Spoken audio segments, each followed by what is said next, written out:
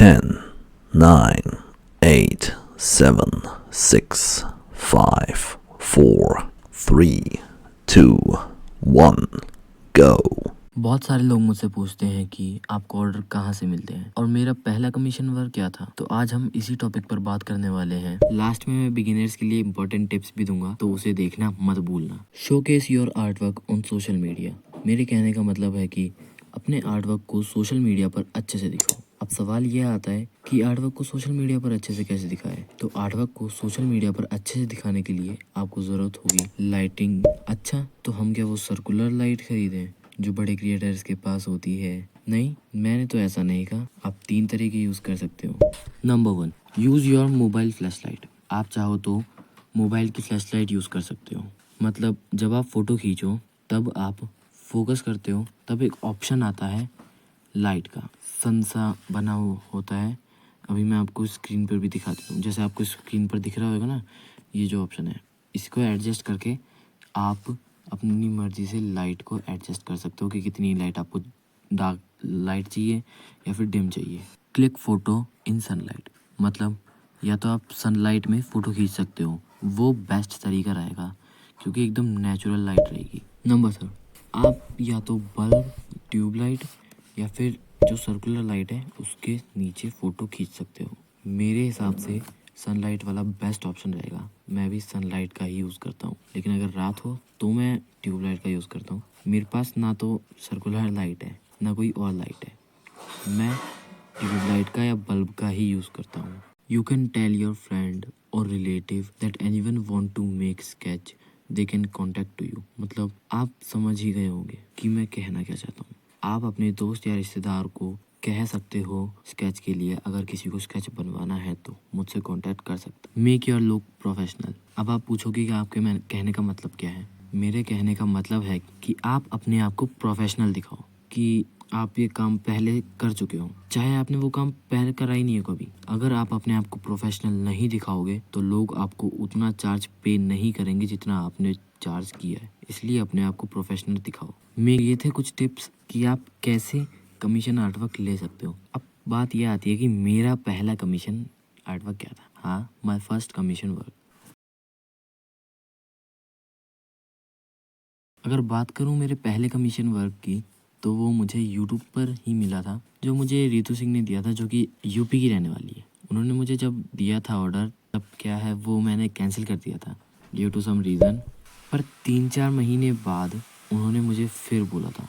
वैसे वो मेरे हर एक वीडियो पे कमेंट करते थे, लेकिन उन्होंने मुझे फिर स्केच के लिए बोला था।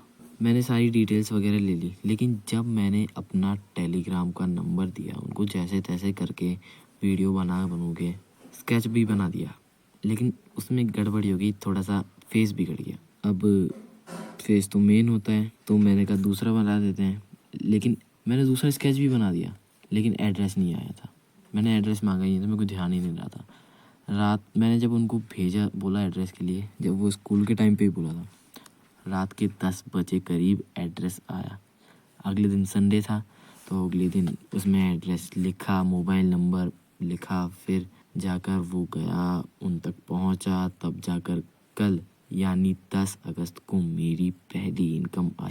मैं उनको तहे दिल से धन्यवाद करना चाहूँगा कि उन्होंने अपनी ईमानदारी दिखाते हुए मुझे मेरी पहली इनकम दे दी। मेरी ज़िंदगी की पहली इनकम मुझे मिल गई। आपका मैं सदा आभारी रहूँगा। आपसे मुझे प्रेरणा मिली कि मैं और ज़्यादा कमीशन वर्क कर सकता हूँ, और ज़्यादा कमा सकता हूँ, मेरे सपने पूरे कर सकता हूँ। तो अब बात करते हैं उन मिस्टेक्स की जो बिगिनर्स शुरुआत में करते हैं। Do not take all details in advance. मतलब कि सारी डिटेल्स पहले ही नहीं लेते। जैसे डिटेल्स तो ले ली, पेपर साइज, पेंसिल स्केच या कलर स्केच एट्सेट्रा, लेकिन एड्रेस लेना भूल गए या मोबाइल नंबर देना भूल गए, तो सारी डिटेल्स पहले ही ले लेना। मैंने पहले ही सारी डिटेल्स नहीं ली थी, मतलब एड्रेस भूल गया था मैं लेना, तो फिर अब मैंने पछताया भी। वो ऑर्डर लेट से गया। वो सही बात है कि मुझे मेरी इनकम सही से मिल गई अच्छे से, लेकिन वो ऑर्डर लेट से गया, मेरे को बहुत परेशानी हुई। तो सारी details, address, mobile number, paper size, फलाना ढिमकाना सब पहले ही ले लेना। Beginners don't take half payment in advance, मतलब कि आधी पेमेंट पहले नहीं लेते। अगर आप आधी पेमेंट पहले नहीं लोगे तो जब आप उनका स्केच भेजोगे और उन्हें स्केच मिलेगा तो वो आपको बताएंगे नहीं और ना ही आपको उसका पे करेंगे। वैसे मेरे कस्टमर अच्छे थे, उन्होंने मुझे पे कर दिया था, लेकिन अगर आपके साथ ऐसा हो गया, कई सारे होते हैं, स्केच मिलने के बाद ना हम तुम्हें जानते ना तुम हमें जानते, हम कौन तुम कौन, तो इसलिए पहले ही हाफ पेमेंट ले लेना। क्योंकि अगर तुम पहले ही हाफ पेमेंट ले लोगे ना तो फिर जब तुम उनको स्केच भेजोगे उनको स्केच मिल भी जाएगा, अगर वो तुमको पे नहीं करेंगे, वैसे हाफ पेमेंट ले ली तो पे कर देंगे, अगर फिर भी पे ना करें कम से कम तुम्हारे पास आधी पेमेंट तो होगी, आधा तो होएगा, कुछ तो होएगा तुम्हारे पास, ना होने से तो ज्यादा बेटर है। तो ये थी आज की वीडियो। अच्छा, कमीशन आर्ट वर्क कैसे ले और मेरी पहला कमीशन वर्क क्या था ये सब तो जान लिया, लेकिन आपको पता है कि पेंसिल शेडिंग या पेंसिल कलर शेडिंग कैसे करते हैं? अगर जानना है तो स्क्रीन पर जो वीडियो आ रही है उस पर क्लिक करो, मैं वहां पर तुम्हारा इंतजार कर रहा हूँ। Bye bye.